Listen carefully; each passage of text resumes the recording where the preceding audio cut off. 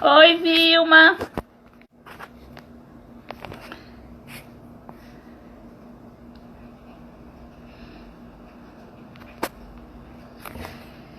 Boa noite, pessoal.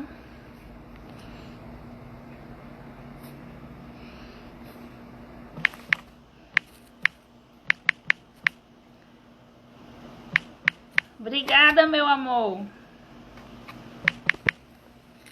Boa noite, Cimei.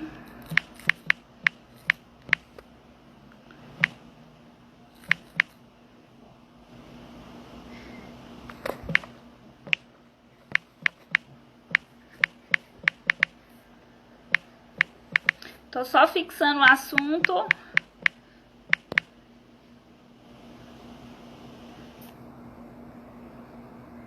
Boa noite, Guiliano. Já vou te adicionar.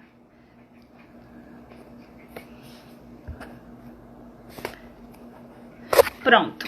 Agora eu vou procurar o professor Guiliano.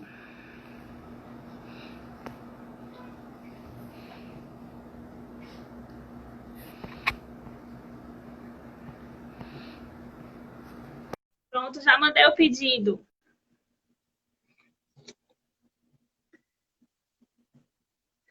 Boa noite, Marcel.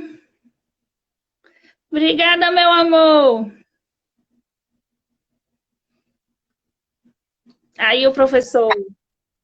Tudo bom, Boa professor? noite, Jéssica. Tudo bom? Boa noite, Boa pessoal. noite. Que bom estar aqui nessa Enquanto, live hoje. enquanto o pessoal está chegando, vamos falar um pouquinho da Cairu, né? A Fundação Cairu possui vários cursos para quem está chegando e não conhece a casa. A gente tem vários cursos de graduação, de pós-graduação. Temos vários cursos, como a psicologia, né? Que é o curso nosso curso no qual a gente trabalha, que a gente está aqui para falar um pouquinho sobre ele. Temos também Como eu curso te de direitos sustentáveis. Então, assim, só para falar um pouquinho aí para vocês da Cairu. Oi, Fátima. Tá todo mundo escutando direitinho? Tá sim, eu tô te ouvindo bem aqui, Jéssica. Com você também, tá tudo ótimo. Então, Em bora alguns lá. momentos deu uma pausada aí, mas eu ouvi. Eu vi que você estava falando aí da Cairu. Então, se eu não me engano, é o curso mais antigo de administração de Salvador, né? Que a faculdade tem. De ciências contábeis. Ciências Contábeis, que é o mais antigo. Ela tem cursos bem antigos, psicologia é novo, a gente ainda não formou a primeira turma. Na verdade, novo perto dos outros, né? A gente não Porque conseguiu nem. é instituição centenária. É, a gente não formou a primeira turma, mas já está bem perto disso. E é uma das coisas que a gente vai falar aí hoje, que é como tem sido também, né? Como a gente tem pensado as atividades, principalmente para os alunos que estão lá no final do curso, se aproximando aí já da prática profissional deles. Então, a gente está entrando, acho que no último ano para formar a primeira turma e bem nesse desafio aí da pandemia. A primeira turma se forma, acho que no primeiro semestre do ano que vem. A turma está indo para o nono semestre.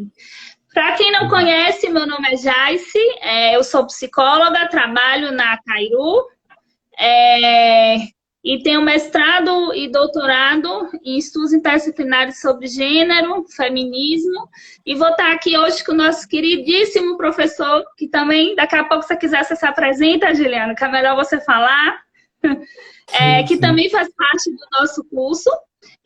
Antes de eu passar a palavra para o professor, só para introduzir, né, o que é que a gente vai falar um pouquinho aqui hoje, a gente está fazendo um ciclo de atividades online, né, um ciclo de lives, com nossos alunos e também no próprio site da Cairu, disponível para toda a comunidade, né? Para que a gente chegue mais junto, para que a gente mostre a nossa cara, mostre o nosso curso, né? Sábado foi um momento mais interno, que a gente teve um São João, né? Em termos de pandemia, a gente teve um São João online, um momento de confraternização. Hoje está aqui eu e Juliano, para falar sobre psicologia na Cairu, profissão e pandemia. E na sexta nós vamos ter meio que o desenrolar um pouco do que a gente vai conversar hoje aqui, né?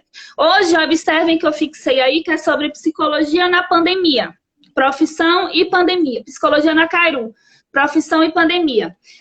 Nós vamos falar um pouquinho, vamos dividir em dois momentos. O primeiro momento, o professor vai estar falando um pouquinho sobre a questão da psicologia enquanto profissão.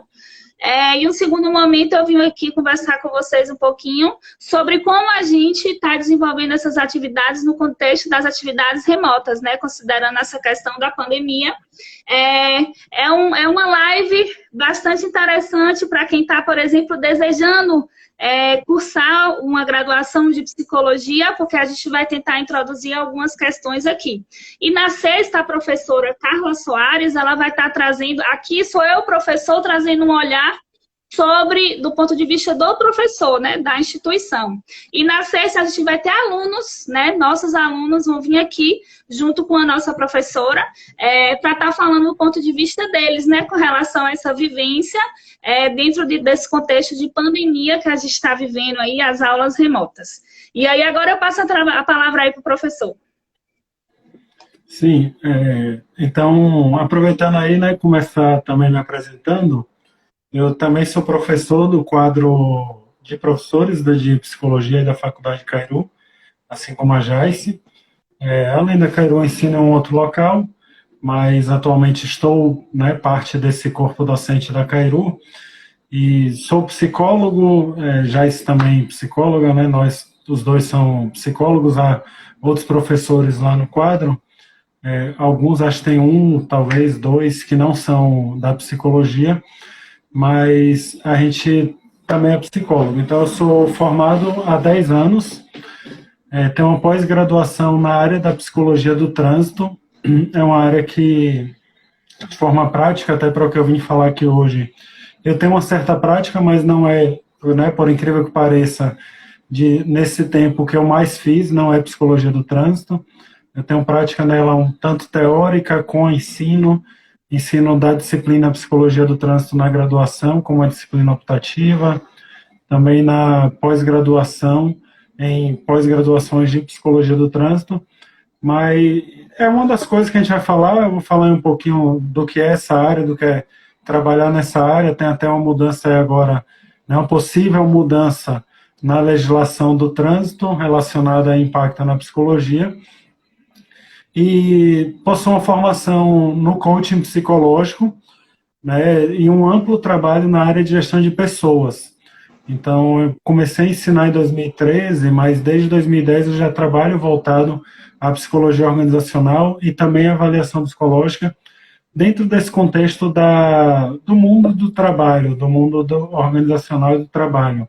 Porque aí eu vou fazer algumas ações, eu, enquanto psicólogo, enquanto profissional da psicologia, que são relacionadas à orientação profissional, orientação de carreira, recolocação profissional, atuação em recursos humanos. Já estou aí como analista de recursos humanos, consultor de recursos humanos, fazendo recrutamento e seleção, treinamento, ações voltadas à saúde mental do trabalhador.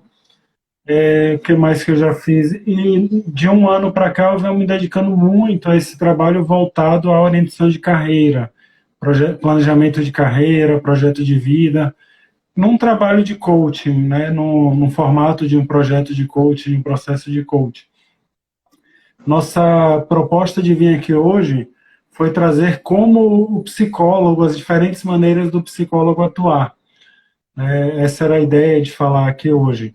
E, na verdade, aí eu vou contribuir com essa minha experiência prática. Então, eu vou citar algumas outras áreas da psicologia, mas contribuir trazendo a minha prática e também falando como que essa prática ela vem se adaptando, ela vem se moldando à realidade atual, que é a realidade já do século XXI. Psicologia online já é uma realidade antes da pandemia, agora ela só está com mais destaque. E já esse no final aí da live vai complementar trazendo como que tem sido o desafio para o professor, né, para o ensino nesse contexto da pandemia e como a gente tem se virado, como a gente se adaptou e passou a ensinar nesse modelo remoto, que a gente fala não é AD, são aulas remotas. E aí já você vai fechar, né, a live falando sobre isso. Isso. Quem tiver dúvida, pessoal, já isso vai me ajudar no primeiro momento, né, registrando as dúvidas, algumas vezes para não perder aí o fio do pensamento. Então, se quem tiver dúvida, manda, pergunta, dúvida, comentário, ela vai acompanhar aí. E depois a gente vai fazer esse movimento de dúvidas. E aí, quando ela for apresentar, falar das nossas práticas na sala de aula, eu também vou registrar dúvidas, perguntas de vocês, curiosidade de vocês, para no final a gente estar esclarecendo isso daí, tá bom? Então, vamos lá, né? Lembrando já, isso eu acho que é uma ideia da faculdade de colocar isso disponível depois, a gente precisa encerrar aí 7h50. Né? Então, eu vou tentar falar um monte, mas também ser breve para a gente conseguir encerrar antes e conseguir salvar essa live no final, não é isso? Sim. Tá. Antes de falar um pouco do que eu faço enquanto psicólogo, eu vou mencionar aí algumas áreas que a psicologia, o psicólogo pode atuar, já que não são áreas, né, essas que eu vou mencionar agora, que eu atuo diretamente, eu não conseguiria me aprofundar na prática sobre elas, então eu pensei em começar por elas. A gente comentaria, falaria um pouco aí do que a gente sabe dos nossos colegas, da atuação deles nessas áreas, depois eu vou entrando aí para o que eu faço e falando como eu tenho me adaptado nesse momento atual. Dizem, né, é engraçado, há muito tempo, falam que a psicologia é a profissão do futuro. Eu penso diferente, eu penso que a psicologia é a profissão que nunca sai de moda, que nunca... É a profissão do presente, na verdade. De fato, quando ela surge, e é uma profissão recente também comparada com os outros, a gente tem 120 anos de ciência no Brasil, 50 anos de profissão, comemoramos aí há pouco tempo. Então, se a gente for olhar outras áreas, medicina, direito, pedagogia, outras áreas, realmente a gente é muito mais novo, a gente é um dos irmãos caçulas aí da ciência. Mas a psicologia é a ciência que nasceu preocupada em olhar o ser humano, em cuidar das pessoas, em olhar para as pessoas e fazer coisas buscando promover satisfação, bem-estar, equilíbrio, saúde mental, melhoria de vida, melhoria de resultados, de organização, melhoria dos processos das pessoas nos diferentes contextos que ela vai se inserir. Se é uma profissão que trabalha com pessoas, que vai buscar pessoas, então é uma profissão que a gente vai encontrar ela em qualquer lugar. Né? Onde a gente pensar que tem ser humano atuando, a gente pensa que a psicologia ela pode fazer algum trabalho ali. E por isso que eu brinquei e falei que a psicologia é a profissão do presente. Enquanto tem pessoas, enquanto tem gente, tem a psicologia podendo fazer algum trabalho e podendo ajudar. E aí as coisas mudaram, a gente saiu daquela ideia de que era coisa para rico, profissão da elite, ou profissão de doido, né? Psicólogo é para doido, e fomos aos poucos, a gente tem aos poucos mostrado a nossa capacidade de trabalho aí, também na ajuda de pessoas que funcionam bem, funcionam relativamente bem, mas tem suas questões, tem suas dúvidas, tem suas dificuldades, seus anseios, tem coisas que acho que pode melhorar, e a gente foi entrando ali ajudando essas pessoas.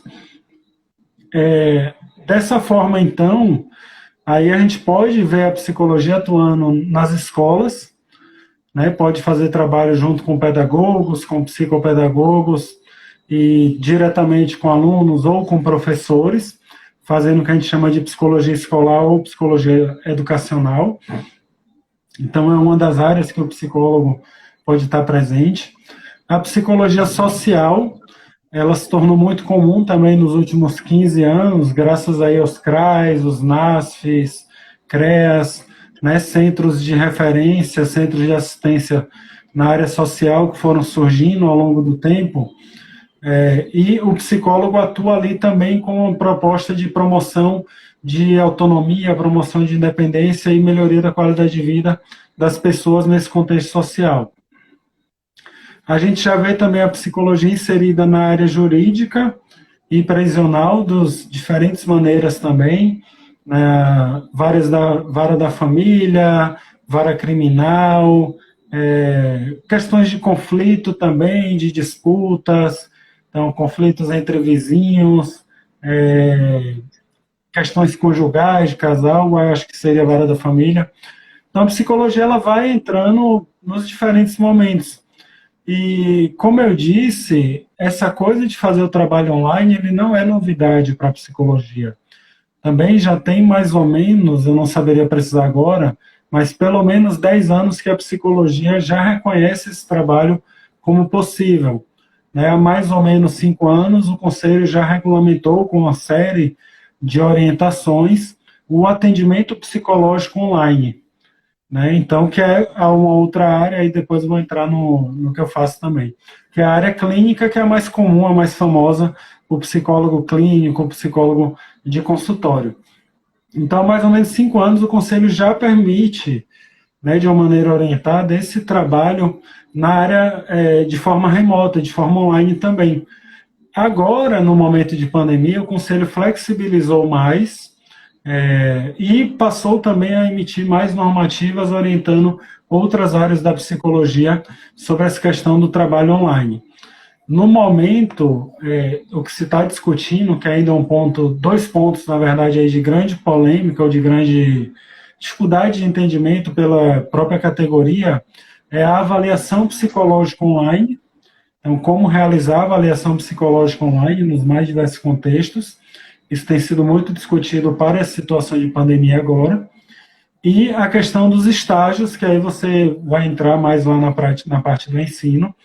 A questão dos estágios, nesse momento de pandemia, que o Conselho ainda está em processo de discussão sobre como e se vai liberar, né, o estágio, o processo de formação de maneira remota.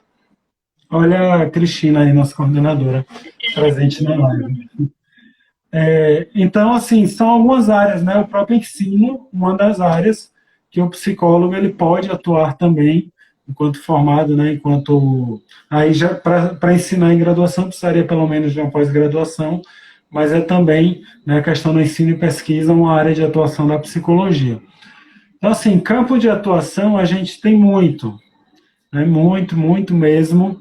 E se for pensar aí, eu diria até que os mais tradicionais, dá para a gente ousar, a gente pode atuar sim na área do cinema, na área dos jogos, na área organizacional, que é o que eu vou começar a falar agora, nas indústrias, na aviação civil, nos trabalhos de emagrecimento, né, processos atrelados ali na área hospitalar também, tem se falado muito agora, acolhendo pacientes, familiares e também os profissionais da área de saúde. Então, assim, como eu disse, onde tem gente, a gente está. O psicólogo pode estar, ele pode, no marketing, sim, marketing, como área comercial, publicidade e propaganda. Então, assim, se a gente é uma ciência, né, enquanto processo de formação. Transporte, citou sim, também esporte. Isso. Então, assim, onde tem pessoas, a gente, enquanto a ciência que se forma olhando para pessoas, a gente consegue entrar para trabalhar e ajudar. E hoje a gente tem disciplinas, cursos e pós-graduação, livros e publicações nessas diferentes áreas aí que eu mencionei. Então, psicologia ambiental, Leila está mencionando. A gente passaria a noite aqui a live só lembrando o campo de atuação da psicologia.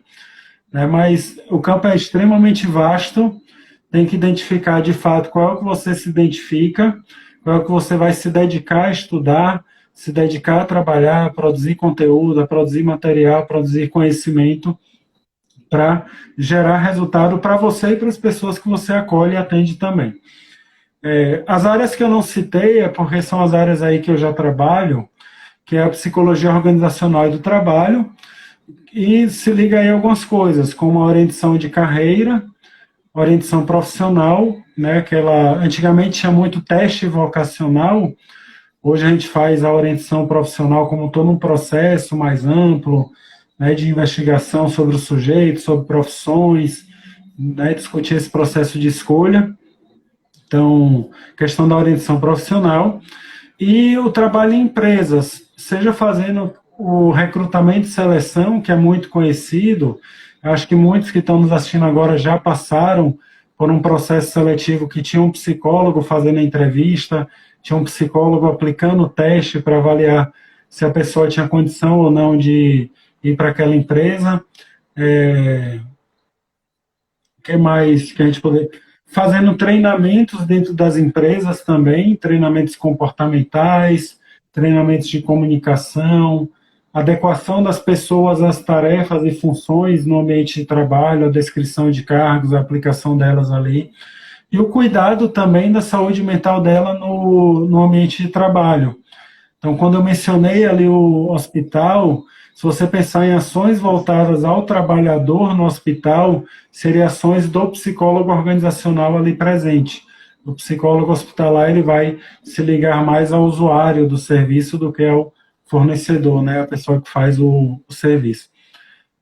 E aí, como eu disse, o conselho ele já trabalhava com essa possibilidade da atuação remota, e o que a gente vem fazendo nesse momento é adaptar as nossas ações, que até para mim, né, eu já fazia alguns trabalhos ali online, mas a grande maioria era presencial, então a gente tem adaptado as nossas ações a esse modelo online. Então, se eu ainda utilizava teste para um processo de orientação vocacional, para um processo de planejamento de carreira, se eu ainda utilizava teste psicológico, eu preciso olhar aquele teste e pensar de que maneira eu posso conduzir uma entrevista ou uma dinâmica, alguma atividade online que vou levar o sujeito a um resultado bem próximo que o teste me levaria, né, com um grau de acerto ali bem próximo ao grau do teste. Então, isso tem sido, sem dúvida, um desafio, pelo menos nessas ações que eu faço. Para a área clínica, eu vejo os colegas falando aí, por exemplo, mesmo podendo ver como a gente está se vendo aqui, o desafio de não ter o corpo todo presente, né, a troca toda presente, as diferentes comunicações que a pessoa pode mostrar ali quando ela está no ambiente clínico. E alguns cuidados, tanto da nossa parte, quanto psicólogo, nessa condução do trabalho online, então de ter um espaço reservado, livre de ruídos, boa internet, bom material técnico, celular, computador, que faça a conexão, né, sem dificuldades, faça ela mais fluida. E também a casa está ciente que você está trabalhando ali naquele momento, e a casa precisa colaborar com barulhos e ruídos nesse sentido. E também para os nossos clientes, né, as pessoas ou empresas que usam os nossos serviços online, de eles terem o cuidado, ou de a gente orientar eles, na verdade, buscar um espaço também reservado, com um tempo reservado para aquela tarefa. Porque, às vezes, em meio a tanta coisa que está acontecendo na casa, outras pessoas que moram, você entrar num quarto, entrar num banheiro, entrar dentro do carro, né, a gente tem aluno que assistia algumas aulas dentro do carro.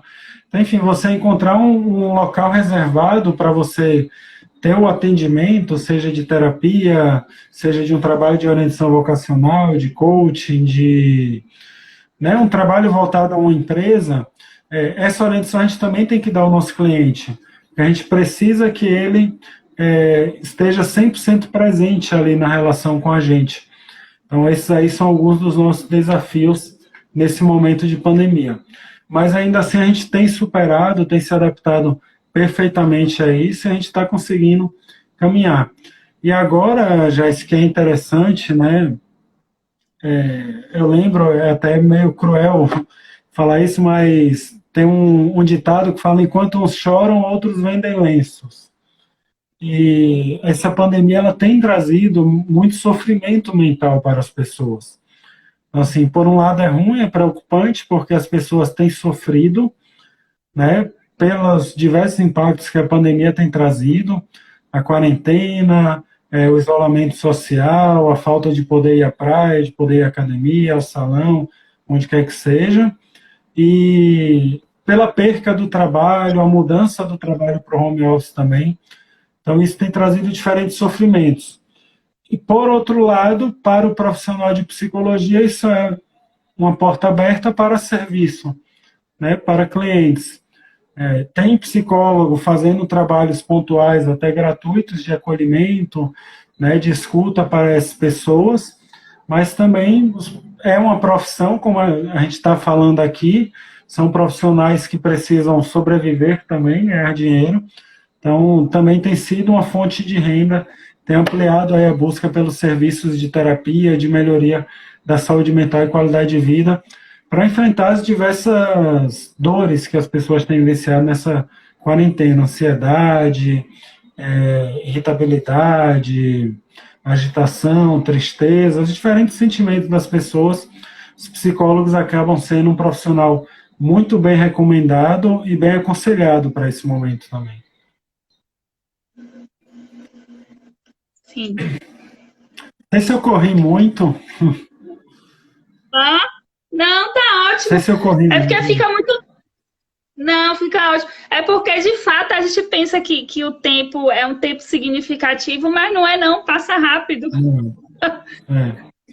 E aí, eu acho que agora também, né, né, a nossa ideia era que eu trouxesse um pouco das possibilidades práticas, aí quem tiver dúvida ou quiser falar algo mais falando, mas a gente também queria trazer como tem sido o desafio do processo de formação, né, como é o processo e como também a gente tem se adaptado, e aí passo a palavra para você agora.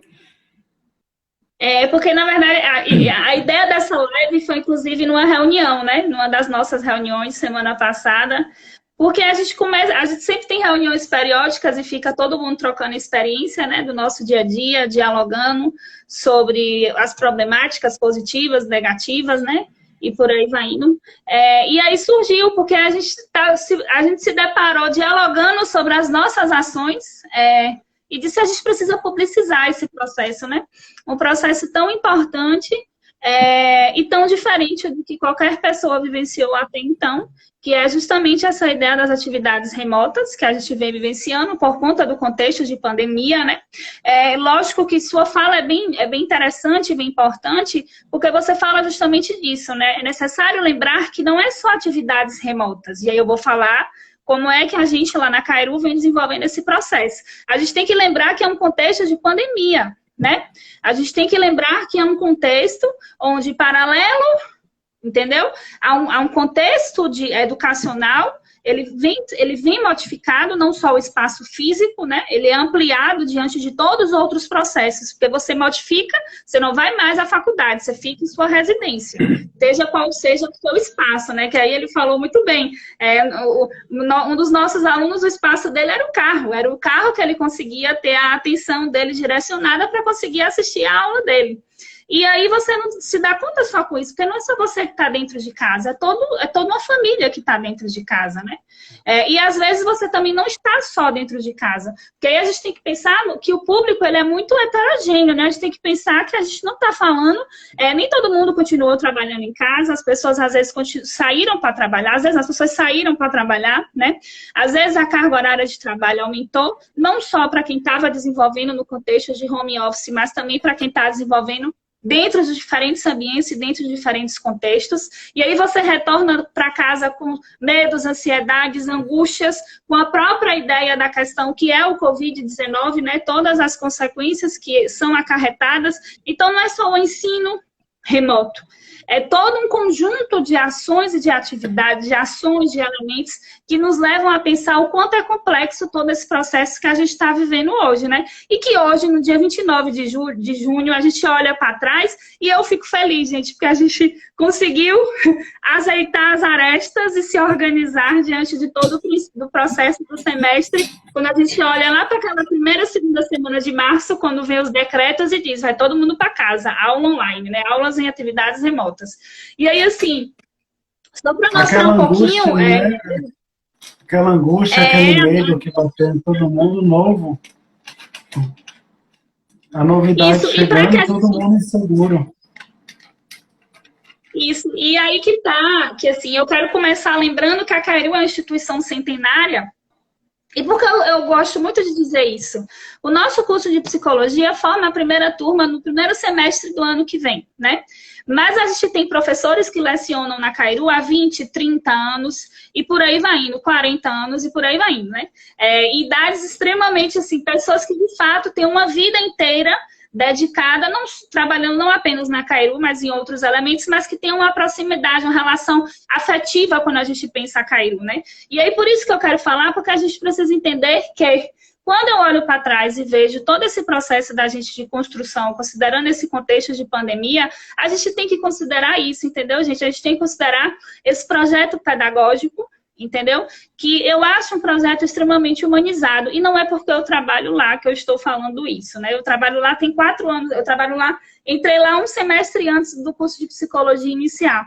Não é por isso, é por conta das relações que são estabelecidas entre os alunos, entre os professores e por aí vai indo. É necessário dizer isso porque eu acho que isso contou de uma maneira extremamente positiva quando a gente olha para trás e vê todo esse processo que a gente vivenciou com relação a essa organização dessas atividades remotas, né? E aí, chega lá a primeira semana, segunda semana de março, vem decretos e diz assim, vamos todo mundo para casa. E aí você não tem necessariamente. A Cairu, ela já trabalhava com atividade de educação à distância, né? Inclusive, ela tem uma pós em educação à distância, né? Então, ela já trabalhava dentro dessa lógica, já existiam disciplinas que eram disponibilizadas de forma semipresencial, porque o MEC prevê uma porcentagem específica do curso para desenvolver essas disciplinas dentro desse formato, então já era previsto, mas uma coisa são algumas disciplinas ao pós-graduação, outra coisa é o universo como um todo, né? Então, as 2 primeiras semanas foram semanas de extrema adaptação, e aí eu acho interessante a gente pontuar, porque isso é um discurso 100% colocado pelos professores e alunos, a importância, por exemplo, da equipe de TI, né, da equipe das tecnologias de informação da faculdade, que foi extremamente importante, realizando capacitações com os professores, porque aí você tem também a questão meio que heterogênea, né, entre alunos e professores, alguns que já têm a proximidade com as ferramentas pensando nas ferramentas remotas e, no caso, online, vamos pensar assim, e os alunos. Então, existe todo um processo, então a gente passou essas 2 semanas de capacitação e por aí vai indo. E aí, como as atividades e as ações foram desenvolvidas, né? As aulas eram ministradas, foi criado um ambiente virtual, né, o AVA, o ambiente virtual de aprendizagem remoto, e dentro desse ambiente o ambiente que é considerado um ambiente institucional, né? Um ambiente institucionalizado em termos de troca com esses alunos, né? Em termos de troca com esses alunos. E isso é porque estava lá em cima e eu fui abaixar para não me perder nos comentários. O AVA, o ambiente... Só elogios para você. Não, é porque eu me perdi, não está andando. Mas vamos lá. Então, como as aulas começaram a ser transformadas nesse formato presencial para esse formato remoto. Primeiro é necessário dizer que as portarias do MEC são bem evidentes quando elas falam que a gente está falando de aulas remotas, porque você tem atividades síncronas. O que é isso que eu estou falando? Então, assim, são atividades que são realizadas em que o professor e os alunos, as alunas, eles estão ali virtualmente ao mesmo tempo, né? Então, nós temos sim um ambiente virtual de aprendizagem, né? Onde são colocadas todo esse formato institucionalizado da disciplina, divididos em unidades 1 e 2, todo o planejamento das disciplinas, os cronogramas de aula, e por aí vai indo. E, paralelo, a gente tem toda essa construção de aulas que a gente utilizou aqui na Fundação Cairu, as ferramentas Meet, né? Do Google Meet, onde a gente tinha Google Meet. Eu sempre falo a palavra errada. Nesse instante eu relembrei e agora eu falei errado, mas faz parte. Eu fixei, mas vamos seguindo. No Google, já ia falar errado de novo. Vamos seguindo. Fala aí, professor. Google, eu só falo Google Meet, eu só falo Meet. Vamos lá. E aí, essas aulas, elas eram realizadas de maneiras síncronas, a gente manteve a mesma lógica das disciplinas, a gente manteve as mesmas lógicas de horários, a mesma lógica de dia, porque essa é a dimensão que é colocada quando a gente pensa essa perspectiva dessas aulas e atividades remotas, né? E aí a minha fala é muito nesse sentido para que a gente perceba que isso não foi da noite para o dia, e se exigiu muitos elementos. Cristina está dizendo, relaxe, professora, fale como prefere, mas é isso aí mesmo. Muitas capacitações, muitas reuniões, e eu olho para trás e falo mesmo orgulhosa, porque assim, gente, a gente conseguiu concluir conseguiu concluir o semestre e fizemos um semestre que, no meu ponto de vista, foi um semestre em que essas atividades é bem interessante, porque a gente se tornou mais próximo dos nossos alunos, né? A gente entrou na casa dos nossos alunos. Agora o que aparece aí é aqui, ó, meu cenário, né? Aí o cenário do professor e os variados cenários dos nossos alunos, né? Que a gente não estava acostumado, né? E aí é cachorro que vai latir, né? Aqui em casa, Bolt é protagonista, mais do que eu. E dentre várias casas, as suas especificidades quando a gente pensa essas vivências, né? Então, assim, mas aí eu gosto muito de dizer, eu não estou romantizando uma fala, né? É importante pontuar, né? É importante pontuar, não é que eu esteja romantizando todo o processo, não é disso que a gente está falando, né? Mas a gente está falando de todas as adversidades que foram enfrentadas para estar conseguindo se organizar diante do processo. Tem sim um processo heterogêneo, não é um processo homogêneo. Você tem professores que têm mais proximidade com as ferramentas e professores que não têm mais proximidade com as ferramentas. Você tem alunos que têm mais proximidade com as ferramentas e outros que não têm mais proximidade com as ferramentas, ou até que não possui, entendeu? Que tenha um celular para estudar no celular. Isso é importante também a gente estar colocando, porque o nosso próprio conselho também traz todos esses elementos. E aí, para que a gente entenda que, enquanto instituição, a gente também tem que tratar todo o processo também de maneira individualizada, né? Até não só por considerar a importância dessa questão individualizada, né? Com relação aos nossos alunos, às especificidades de cada um e de cada uma, mas também estamos no curso de psicologia, né? Então, nós estamos no curso de psicologia, a gente precisa ter esse trato muito mais humanizado com os nossos colegas. Isso é algo que vem com a gente dentro do curso e a gente precisa externalizar para os nossos alunos de uma maneira geral. Então, assim, eu gosto de pontuar isso porque não é que eu esteja romantizando o processo. A gente teve variadas adversidades e fomos contornando além de processo. Então, essa fala é para que vocês vejam e percebam como essas aulas, de fato, elas estão funcionando, né? Para que a gente perceba que a ideia é que a gente tente, de forma alguma, prejudicar todo esse processo de ensino-aprendizagem dos alunos, pensando, inclusive, as propostas conteudistas de cada disciplina, né? Quando a gente vai pensar e refletir sobre esse processo. Acho que Luana perguntou sobre os processos avaliativos. Os processos avaliativos, eles são postados no ambiente virtual de aprendizagem, que é o famoso Moodle, né? Porque o nosso chama Ambiente Virtual de Aprendizagem Remoto, AVAR. O nosso tem um sloganzinho, mas é o famoso Moodle. Tem sim as atividades avaliativas são postadas lá, até porque, eu não sei se vocês conhecem, mas eu consigo, e o professor e todos os professores conseguem ter uma dimensão do seu aluno muito maior nesse ambiente virtual de aprendizagem do que pessoalmente, porque a gente sabe cada passo que o aluno percorre lá dentro, né? Então, assim, as atividades avaliativas eram realizadas lá, sim, eram postadas lá, mas a gente também utilizava a ferramenta Meet de uma maneira bem... e aí foi algo que o grupo de professores, inclusive, ficou bem feliz quando a gente pensa, e orgulhoso quando a gente pensou, por exemplo, os variados diálogos e discussões que a gente realizou por meio das ferramentas. E a gente se depara, por exemplo, com alunos que em ambiente presencial, às vezes não falava tanto, ficava acanhado, e que aqui, no ambiente virtual, falavam, colocavam a carinha, porque lá tem a opção de você não colocar a carinha, né, de só colocar a voz. Então, assim, a gente teve alunos, sim, tivemos feedbacks positivos nesse sentido, e que é bem interessante da gente estar pontuando, né? Só que aí a gente também precisa entender, e só para que eu tenho medo de me perder no tempo, são 7h44. Uns 5 minutinhos aí. Você finalizar, a gente responder as perguntas e encerrar. Isso. E aí, o que acontece? Só para que a gente situe, né? Ciro dizendo ele aí. Ciro foi uma linda descoberta, né, Ciro? Arrasou em todos os processos dele virtuais, remotos. Então, bora lá, só para que a gente tente só concluir esse raciocínio, que a gente não pode também romantizar o processo. Que aí, como eu falei no início da minha fala, a gente está falando de atividades que são desenvolvidas dentro de um contexto. Que contexto é esse? Nós estamos falando da pandemia, a gente está falando do Covid, né? E esse Covid, ele avança.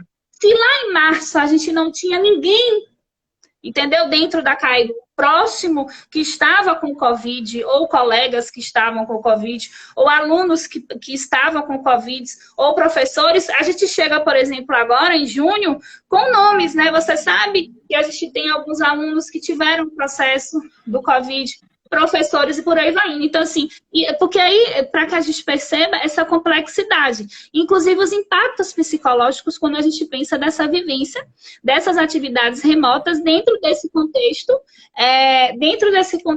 de pandemia, porque aí não tem, seria uma fala extremamente descontextualizada, né? E aí a gente precisa, sim, contextualizar todo esse processo. E, assim, numa pandemia, a gente pensa, por exemplo, dados da Organização Mundial de Saúde, 1/3 a metade da população, daquela população, daquela sociedade, daquele país que vivencia esse momento de pandemia, eles vão sofrer, vão acarretar algum tipo de manifestação psicopatológica, entendeu? Diante de todos os processos que são consequências dessa pandemia que a gente está vivenciando, né? Isso, inclusive, é uma proposta de uma próxima live, né, Cristina, que foi colocada pela professora Elisângela, para que a gente discuta esses elementos específicos quando a gente pensa esses impactos psicopatológicos, né? E a gente pensa, por exemplo, estudos que já foram divulgados, como, por exemplo, teve um estudo que foi divulgado pela Universidade Estadual do Rio de Janeiro, em que 80% de uma dada escola, entendeu? As alunas desenvolveram quadros específicos de estresse, de ansiedade, e a gente escuta isso e vê o quanto isso é próximo da nossa realidade, entendeu? Porque, assim, e aí que eu quero falar um pouco sobre isso, que aí é o grande diferencial, como a gente pensa também esses elementos. Que a nossa prática, ela não foi uma prática descontextualizada. Inclusive, chega um momento que tem que parar e que tem que acolher o que esses alunos trazem na nossa salinha de aula pelo Google Meet, entendeu? Porque o que é esperado diante desse quadro de pandemia? É esperado, por exemplo, características como irritabilidade, entendeu? Ansiedade, entendeu? Uma profunda tristeza, por conta de todos os elementos. A gente se depara hoje com quase 60 mil pessoas mortas no nosso país, acho que está em 57. Então, isso chega para a gente de uma maneira, entendeu?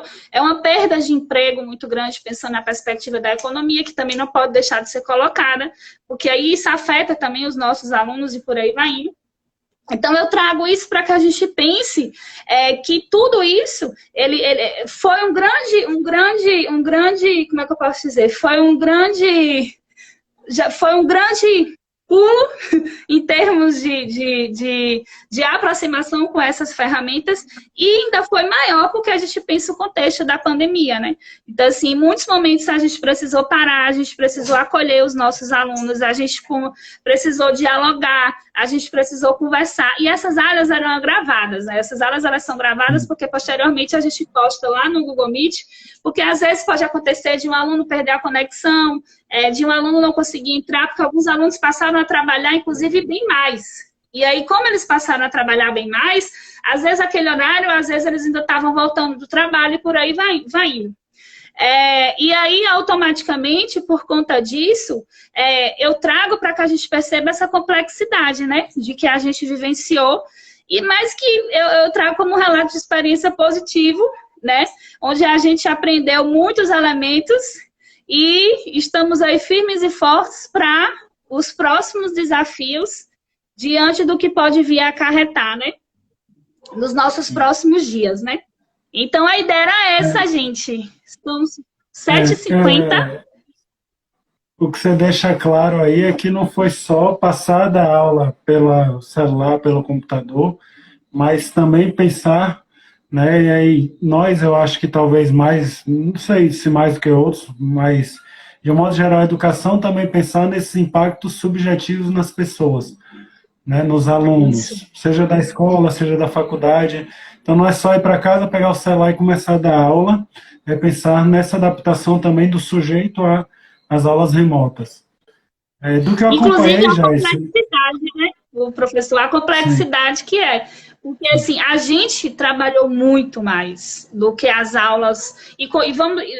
Não só a gente, mas professor, de uma maneira geral, trabalhou muito mais dentro dessa lógica dessas atividades remotas. Muito sim, mais mesmo, gente. Porque não é só você ter sua aula e ir para lá, não. Não é só isso. Então, assim, é toda uma complexidade de organização do ambiente virtual, é toda uma complexidade para você. Não é só você chegar, como você falou aí bem, né? Falar, chegar aqui e falar, você tem que buscar alternativas para que os alunos. Eu costumava dizer assim, ó, os alunos estavam tudo calados e eu falando. Eu digo, vocês estão dormindo? Estão dormindo ou esqueceram de mim? E aí eles iam voltando assim, acorde, vamos ver se vocês estão aí. Mas assim, são práticas, né, para a gente estar observando todo esse processo e não deixar cair de uma maneira menos. Tem que ser uma coisa mais lúdica, né, mais dinâmica. Mas fala, professor, perdão, lhe interrompi. Alice, a última pergunta era se o aumento de sobrecarga, né, para o professor, você falou aí como a gente tem trabalhado mais, se isso prejudica a saúde mental. Em qualquer contexto, sim, sobrecarga de trabalho prejudica.